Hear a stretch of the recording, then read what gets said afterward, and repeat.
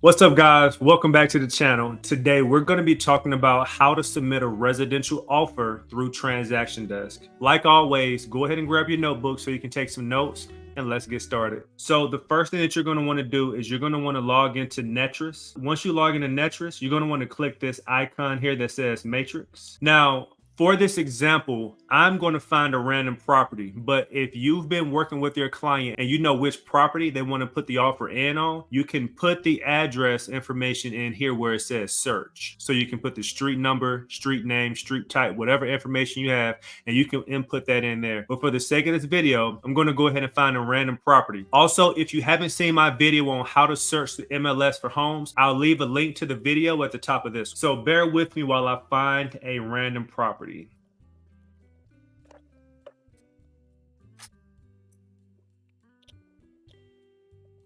So here's the property that my hypothetical client wants to put an offer in on. Right now, we're looking at the data sheet. This is all of the information that the listing agent put in about this property. So we're going to put an offer in on 202 Jamestown Boulevard. So in order to submit an offer, you're going to scroll all the way to the top and you're going to click here where it says Transaction Desk. Now it's going to bring you to this screen here.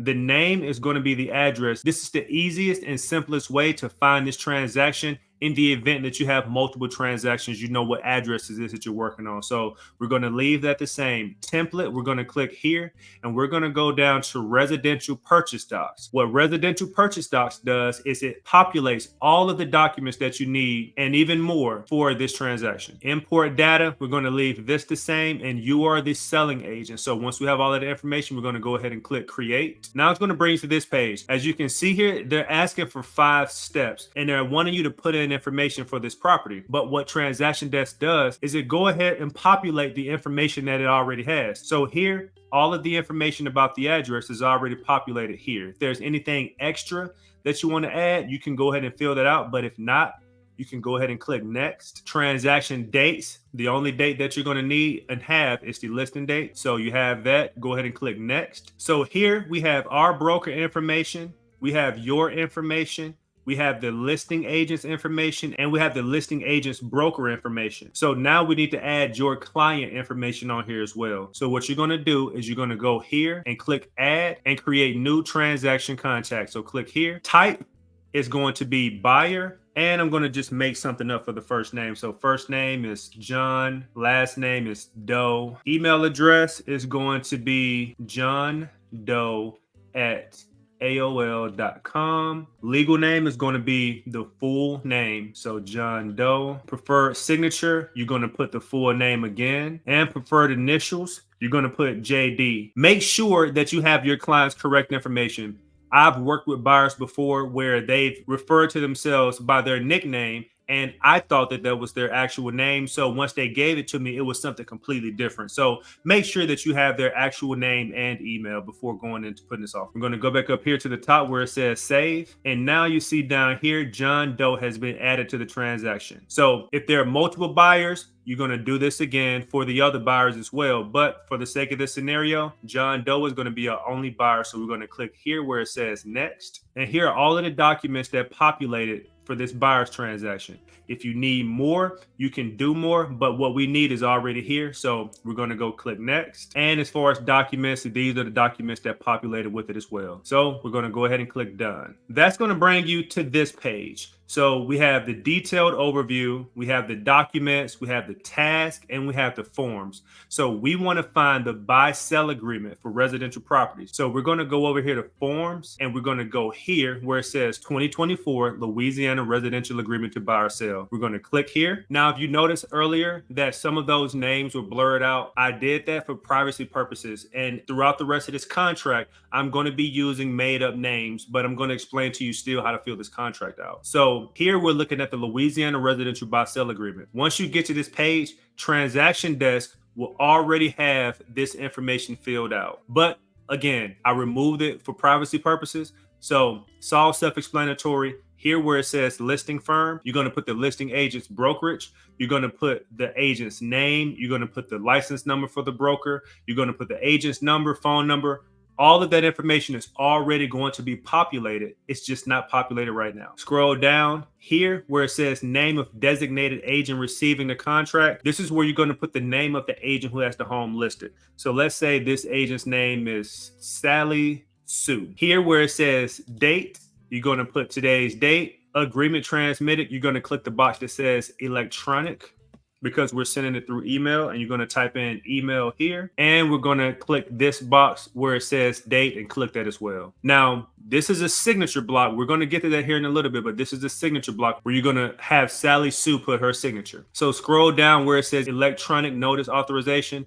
These two boxes are already going to be checked. You scroll down, the address is already filled out. So here where it says legal description, you're going to come down here and type in as per title. We're going to scroll down here in this space. What do we want to keep with the home? Let's say the only thing that the client wants to keep is the washer and the dryer. This is where you're going to type in washer and dryer to remain with the property. You can also put in here if they want to keep the refrigerator, if there's a pool table, if there's anything with the property that's movable that they want to keep, you can put that here. But here, clients only want to keep the washer and the dryer. Here, I'm going to put NA.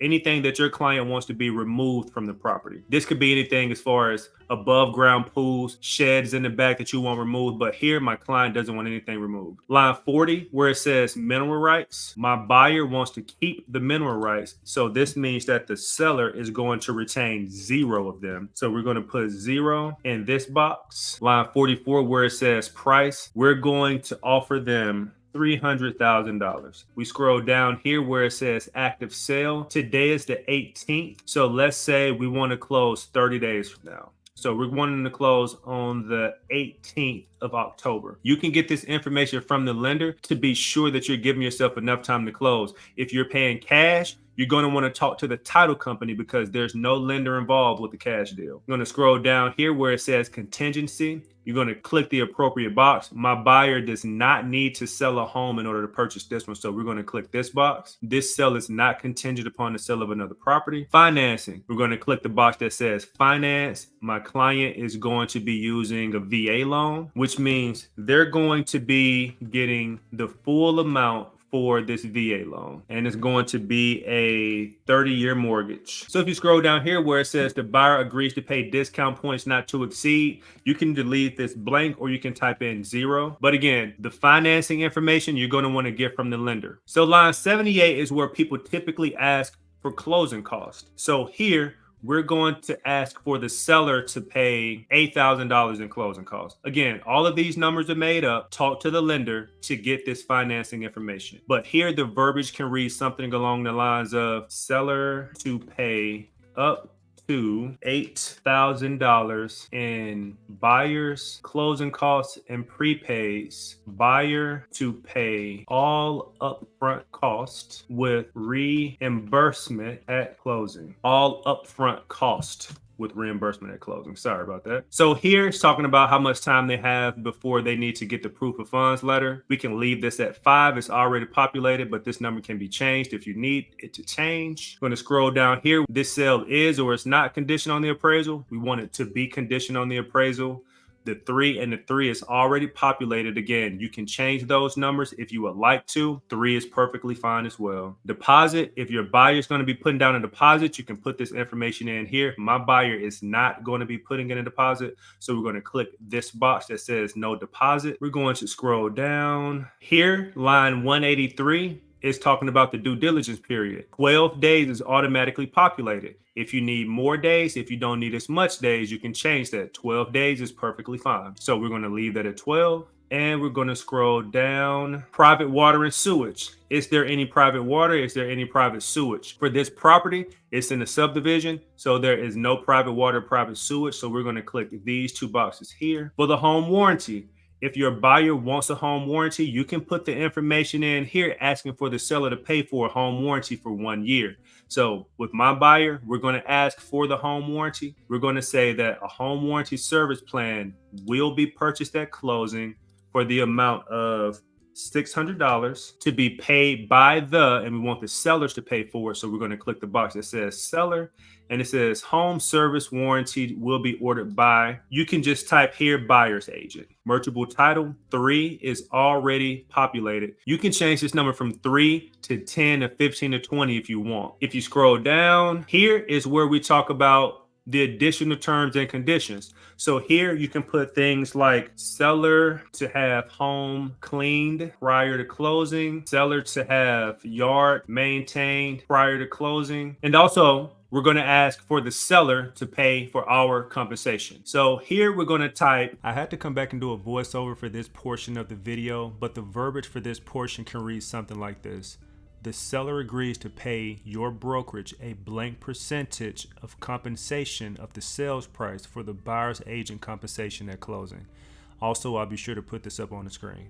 And we're going to scroll down. Listing addendum. There's no other addendums that we're going to attach to this contract. I'm going to scroll down. And here where it says expiration of offer, we're going to give them till today at 9 p.m. to make a decision on this offer. You want to scroll down. We're representing the buyer. So this is where we're going to prepare for our buyer signatures. I'm going to click the box that says buyer, and we're going to put their name here. Buyer's name is John Doe. And here where it says this offer was presented to you're going to click the box that says seller. Now we're going to get prepared for the signatures. So once we have all of this information filled out, we're going to click right here where this pen icon is. So from here, we're going to go ahead and populate those signature blocks. So what we're going to do is here where it says signers, make sure that that's highlighted. We're going to click here where it says add participants, and we're going to go down to where it says add from transaction. So the two people that we're going to need to sign here is going to be the buyer and the listing agent. So remember, the buyer's name for this video is John Doe, and the listings agent's name is going to be Sally Sue. So we click these two boxes here, click select, and this set signing layout is going to populate. This is going to automatically put most of the signatures and the initial blocks in their appropriate place. So we're going to click down here where it says assign signature blocks. And as you can see at the bottom of every page, there's a JD, which is where we want the buyer to initial at the bottom of every single page. Now we're going to scroll all the way back to the top because there was a few things that were missed. So remember here, we need the listing agent's signature. So what we're going to do to get the listing agent's signature is we're going to go over here to where it says tools. We're going to click this drop down and we're going to go to Sally Sue. So now Sally Sue's signature is needed. Right here where it says sign here, we're going to click and drag all the way over here to this signature block. Now there's a signature space, date and time. Now we're going to scroll down and see what else is needed. Now we're at the very last page of the contract. Here we're going to need the buyer's signature and the listing agent's signature again. So for the buyer, we're going to click the drop down, go to John Doe, and we're going to click and drag for the signature block and take it all the way over here for the buyer signature. It's going to automatically populate date and time. And we need the listing agent's signature again. So we're going to click the drop down, go down to Sally Sue. We're going to click and drag signature, and we're going to drop here, date and time. So we have all of the signatures that we need. This bottom half is for the listing agent. What we're going to do is we're going to go back over here to where it says signers, and we're going to want to make sure that this is in the appropriate order. We want the buyer to sign first, and then we want it to go to the listing agent. So it says John Doe. Once John Doe signs, it's automatically going to go to Sally Sue. If this was out of order, what you could do is you could click here where it says set signing order. Click this toggle. The 6 dots on the side, you can click and move these however you need to move them. So in the event that there are 2, 3, maybe even 4 people you need signatures from, you want to make sure that they're in the correct order. And once you have the correct order, just go back over, click the toggle tab, and now it's set. We have all of the signatures. We have all of the initials that we need. So now we want to send this offer. So what we're going to do is we're going to click here where it says next. It's going to take us to this page where it says final signing setup. Making sure that all of this information is correct. It automatically populates so you don't have to worry about that. And then what you're going to want to do is you're going to want to click send. Once you click send, you can go ahead and shoot your client a text message, give them a call and let them know that the offer is on its way to them for signatures. Once they let you know that they received the email for signatures, let them know to give you a call. You can go over it with them so you guys are both on the same page before signing. And also, if there's any part of the contract that they're not understanding well, make sure that they seek legal help if you can't explain it to them well enough. That's all I have for today's video. If you guys have any questions, leave me a comment down below. Hope you guys enjoy your week. Good luck out there. Don't forget to work hard, stay focused, and be elite. And as always, thanks for watching.